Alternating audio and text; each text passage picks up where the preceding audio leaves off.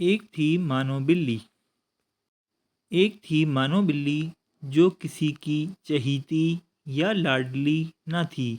اس نے شہر کے ایک کباڑ خانے میں آنکھ کھولی اور پھر اپنی ماں اور دوسرے بہن بھائیوں کے ساتھ مختلف جگہوں کی تبدیلی کے ساتھ ایک قصاب کی دکان کے پاس رہنے لگی۔ وہ ذرا بڑی ہوئی تو ایک دن اس کی بہن رانو بلی کو ایک بہت پیاری سی بچی ایک بہت بڑی سی گاڑی میں بٹھا کر لے گئی۔ اس کا بھائی شانی بلّا ایک خون خوار کتے کے ہاتھوں دنیا سے رخصت ہو گیا۔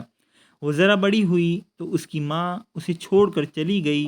مانو بلی کئی بار اپنی ماں کے پاس گئی کہ شاید اسے پہچان لے، لیکن وہ اسے ہمیشہ اجنبی بن کر ملتی اور مار پیٹ کر بھگا دیتی۔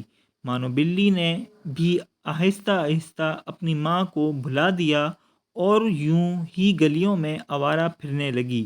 ایک دن اچانک اس نے اپنی بہن رانو کو دیکھا جو ایک بہت بڑی سی لان میں گھاس پر بیٹھی دودھ پی رہی تھی۔ مانو بلی فوراً آگے بڑھی اور اسے پکارا، لیکن اس نے بھی بہن کو پہچاننے سے انکار کر دیا اور اسے اپنے گھر سے نکال دیا۔ مانو بلی کا دل ٹوٹ گیا۔ وہ باہر نکلی تو ایک نہایت گندے بچے نے نشانہ لے کر ایک پتھر اسے دے مارا۔ پتھر اس کی ٹانگ پر لگا اور وہ لنگڑا کر گر پڑی۔ بچے کے ساتھی اس کے سنہرے کارنامے پر کہکے لگانے لگے۔ مانو بلی بڑی مشکل سے اٹھی اور اپنی زخمی ٹانگ کے ساتھ بھاگ کھڑی ہوئی کہ کہیں باقی بچے بھی پتھر لے کر اس پر نشانہ نہ آزمانے لگیں۔ اسے انسانوں پر غصہ آنے لگا کہ وہ کس دیدہ دلیری سے ہم جیسے معصوم جانوروں پر ظلم کرتے ہیں اور انہیں کوئی کچھ نہیں کہتا۔ وہ اپنی زخمی ٹانگ کے ساتھ ایک گھر میں داخل ہوئی تو وہاں ایک مہربان بچے سے اس کا واسطہ پڑا۔ بچے کو اس کی حالت پر بہت ترس آیا۔ کچھ دیر بعد وہ اس کے لیے پیالے میں دودھ لے آیا۔ مانو بلی پہلے تو جھجکی، پھر بھوک بھی زوروں کی لگی ہوئی تھی۔ اس نے بچے کی طرف دیکھا جو دور کھڑا ہوا مانو بلی سے تھوڑا سا دور کھڑا ہوا تھا۔ مانو بلی نے تھوڑا سا دودھ پیا تو اس کی بھوک اور زیادہ جاگ اٹھی اور اس نے جلد ہی سارا دودھ پی لیا اور لیٹ گئی۔ بچہ اسے پچکارتا ہوا آگے بڑھا اور بڑے مہربان ہاتھوں سے اس کی زخمی ٹانگ ٹٹولی۔ پھر وہ اندر چلا گیا تو مانو بلی نے بھاگنے کا سوچا، مگر اپنے اس نئے مہربان دوست کو چھوڑنے کا اس کا جی نہ چاہا۔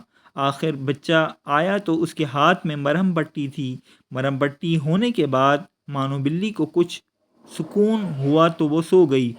اگلے دن بچہ اسے اپنے گھر کے اندر لے گیا۔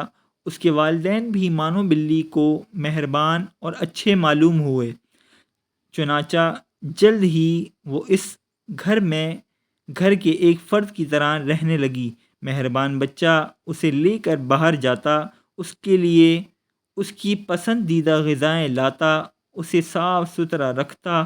مانو بلی کا دل وہاں لگ گیا۔ اس کی مہربانیوں کا صلہ اس نے یہ دیا کہ اس گھر میں تمام چوہوں کو گھر چھوڑنے پر مجبور کر دیا۔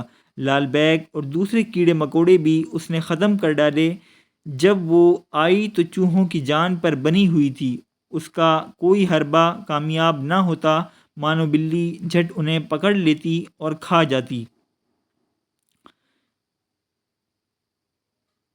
اچھا کھانا، آرام اور سب کی توجہ ملنے لگی تو مانو بلی آہستہ آہستہ کام چور ہونے لگی۔ کھا پی کر وہ سارا دن اور رات سوتی رہتی، اکثر چوری چھپے دودھ بھی پی لیتی، کبھی دوسری چیزیں بھی چپکے سے ہڑپ کر جاتی۔ زیادہ کھانے کی وجہ سے مانو بلی بہت موٹی ہو گئی۔ چلنا پھرنا اس کے لیے دوبر ہو گیا۔ ایک روز چوہوں نے باورچی خانے پر ہلہ بولا تو مانو بلی ان کے پیچھے دوڑی، مگر جلد ہی تھک گئی۔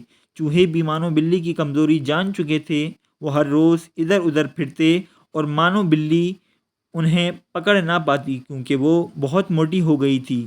دوڑنے سے اس کا سانس پھول جاتا اور وہ تھک جاتی۔ ایک دن اس نے گھر والوں کو کہتے سنا کہ مانو بلی کو واپس چھوڑ دینا چاہیے کیونکہ یہ کسی کام کی نہیں رہی۔ اتنا سن کر اس کے ہوش اڑ گئے۔ اسے اپنی آوارہ گردی اور غریبی کے دن یاد آ گئے۔ اسے انسانوں کی خود غرضی پر غصہ آیا، لیکن قصور اس کا اپنا بھی تھا۔ چنانچہ اگلے دن اس نے زیادہ کھانا پینا چھوڑ دیا اور باقاعدگی سے روزانہ دوڑنا، بھاگنا، ورزش کرنا شروع کر دیا۔ سستی کاہلی چھوڑ کر کام کو اپنا لیا اور بہت جلد ہی دوبارہ چوہوں کے لیے خطرے کا نشان اور گھر والوں کی آنکھ کا تارا بن گئی۔